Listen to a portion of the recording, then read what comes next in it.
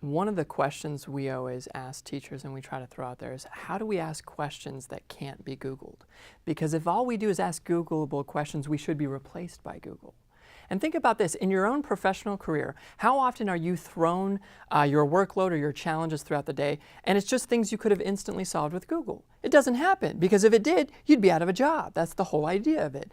And so we think that these are the challenges we need to give our students so they can develop the proper skill sets to be successful. Think about it this way too. 99% of the curriculum that we teach in the classroom is teaching what humankind has already figured out. We're teaching things that have an exact answer already. What if a good portion of our curriculum was focused on challenging students to go and solve problems that no one has solved before? There are so many things out there that are left to be discovered, and that's the whole point of learning, is to discover something new. But we have this mindset of, that's too much for students, that's too advanced for students. And that's not the case. If you challenge them, if you remove the bar, they will take it to places you couldn't even imagine. And so for us, the skill sets we talk about is that problem solving, that critical thinking skill set. But the other one we really focus on is the ability to find, filter, and apply. Can I find the right information and create something amazing out of that information that has value to the world around me? That's what we really need our students to be able to do in this environment. Every superintendent has in front of them thousands of resources that go unused and untapped every single day. And that resource are the students that attend their school every single day.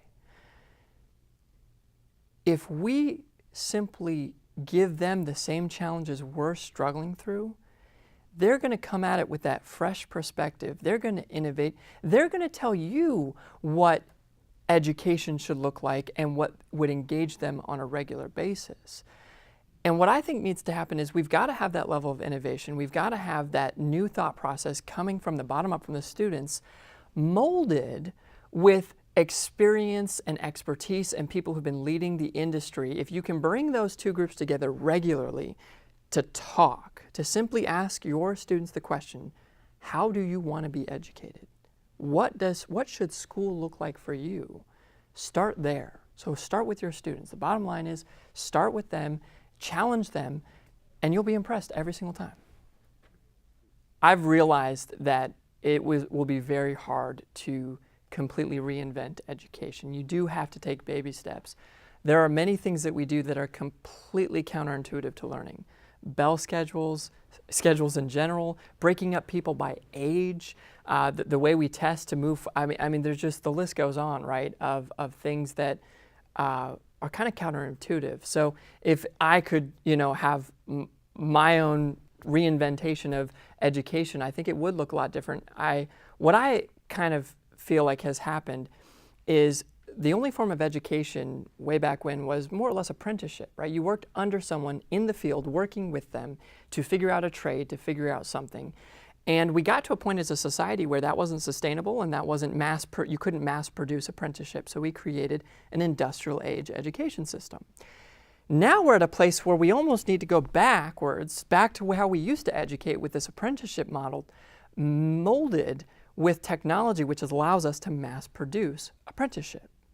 So an educational environment that I would like to see are learning communities, right, where it's not 5 days a week, X amount of time. Like, you have communities where there are many thought leader experts that you can consult on and work on your own self-growth, your self-education, and you kind of have you create your own agenda, you create your own plan of attack for how you are going to go throughout your day and learn and become a better student in the things that you're really passionate about. And think about this starts to mimic what students are going to experience in the real world. When we go to the workforce right now, remote work is dominating right now, right? People are changing this old mentality of hire a manager, which is basically just a babysitter, clock you in at a certain time, clock you out, make sure you're there, and you're just kind of there collecting a paycheck, and as long as your butt is in the seat, you're earning your money. That's doing away with. We now have a system where people have to manage themselves, they have to be self-motivated and passionate about the things that they do, and they have to be responsible adults and really challenge themselves to get the work done. If we could mimic that in the school environment, I think we would do well. So Escape the Bus is a concept we created a couple years ago. I'll kind of tell you the evolution of how we came to this experience.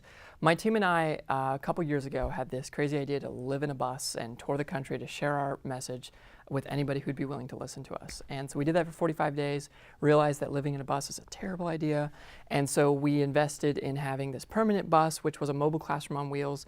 The best way I can describe it is, imagine if Optimus Prime and the Magic School Bus have a baby. It's kind of what this thing is, right? And so you can fit about 10 to 15 people in there. And what we did is we had, year-round, we went cross-country with this bus and did the mobile classroom on wheels demo and showcased technology.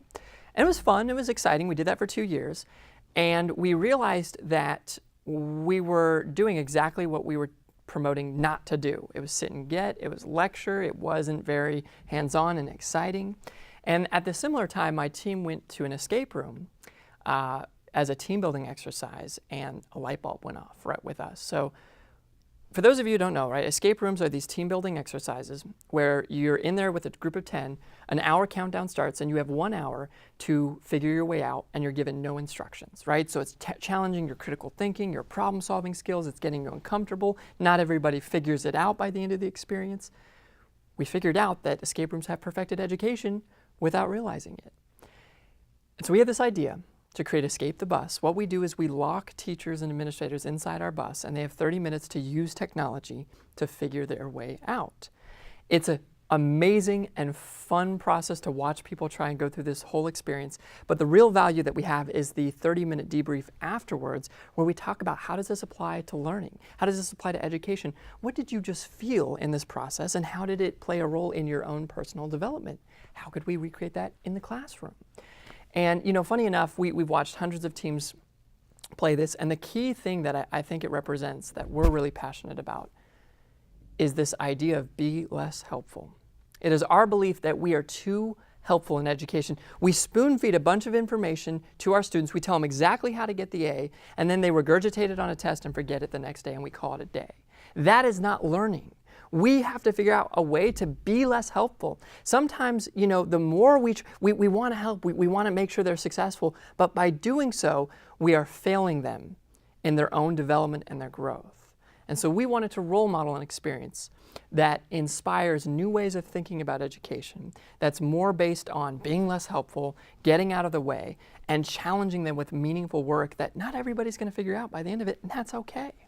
One of the things that I really become passionate about is self-efficacy, right? And to me, I define self-efficacy as the belief that I matter as a person. Self-efficacy is the belief that I can change and shape the world around me. And what we find is that if students lack self-efficacy, they lack self-motivation, they lack the will and the interest to do anything worthwhile with themselves at any given time. And so we're really big on figuring out how to promote self-efficacy. And what we find is that if you sit here and talk about how successful people are, it actually has the opposite effect. It demotivates, it makes them say, I could never do that. I could never become that.